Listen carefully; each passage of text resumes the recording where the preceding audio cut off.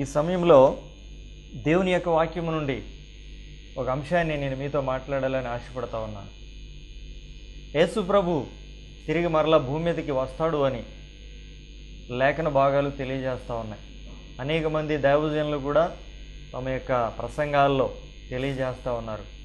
అంతేకాదు మన మధ్య మన చుట్టూ అనేక సంఘటనలు, అనేకమైనటువంటి సంభవాలు జరుగుతూ ఉన్నాయి.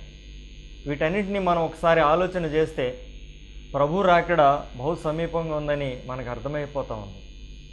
కాబట్టి ప్రియులారా, ప్రభు రాకడ ఎప్పుడు అనేది స్పష్టంగా బైబిల్లో రాయబడలేదు, కానీ ప్రభు తప్పకుండా వస్తాడు అనేది మాత్రం యథార్థమైనటువంటి సత్యం.